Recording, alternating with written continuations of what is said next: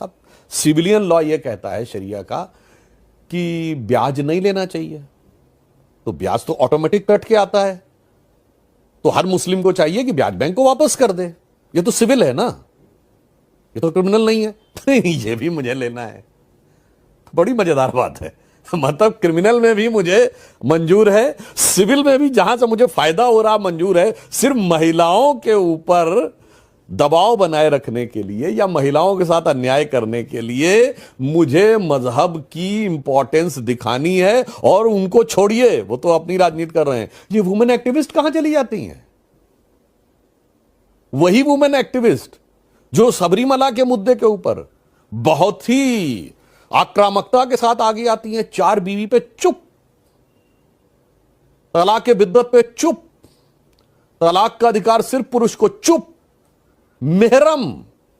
लोग नहीं जानते हो, शरिया ये कहती है कि अगर कोई महिला बाहर निकलेगी तो किसी पुरुष के संरक्षण में ही निकलेगी। वो हज पे जाएगी तो 2 महिलाएं या 4 महिला अकेले हज पे नहीं जा सकती, वो एक पुरुष के संरक्षण में जाएंगी। उसे मेहरम कहते हैं, वो हमारी सरकार ने खत्म किया। उस पे चुप, हिजाब पे चुप। तो इससे समझ में आता है। इसीलिए मैं कहता हूं विनम्रता के साथ कि ध्यान रखना चाहिए निर्णय लेने वालों को भी कि ये वास्तविकता में जो लोग हैं वो समानता की लड़ाई लड़ रहे हैं या अपने वैचारिक आधार पर भारत के अंदर मतभेद और वर्ग संघर्ष पैदा करने की षड्यंत्र रच रहे हैं।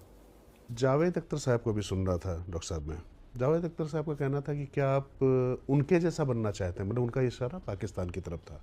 बोले कि वो जिस तरीके से बहुत लीगी उस पर चलते हैं, क्या अपने मुल्क का हाल कर दिया। और भारत में किस तरीके की चीज़ें थी, क्योंकि कई चीज़ें हैं। आपने भी कई बार बोला है कि किस तरीके से फिल्मों के जरिए तमाम चीज़ें चलती रही। अभी धुरंधर 1, धुरंधर 2 के बाद एक अलग नैरेटिव चल रहा है कि किस तरीके से पहले नैरेटिव चलता था, आज नैरेटिव चलता है। लेकिन ये जो कहीं ना कहीं ऐसा तो नहीं कि हिंदुत्व जो बहुत लिबरल माना जाता है, समावेशी माना जाता है, उसको कट्टरता की तरफ लेकर जा रहे हैं, जिसके कुछ खतरे लोग बता रहे हैं, जिसमें एक जावेद अख्तर साहब भी हैं। देखिए, मेरा मानना है जावेद अख्तर साहब भी बहुत पढ़े लिखे विद्वान व्यक्ति हैं।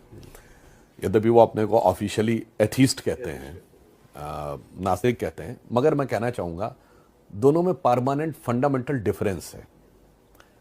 हिंदू धर्म जो है कभी कट्टर हो ही नहीं सकता। उसके मैं 3-4 कारण बताऊं। पॉइंट नंबर 1, किसी हिंदू धर्म ग्रंथ में लिखा दिखा दीजिए कि हिंदू कैसे बना जा सकता है। इसका कोई प्रावधान नहीं है। The only way is you have to be born in Hindu. इसीलिए हमारे यहां सिर्फ घर वापसी का विषय आता है। नंबर 2, अगर आप हिंदू धर्म में भी आस्था रखने लगे, कोई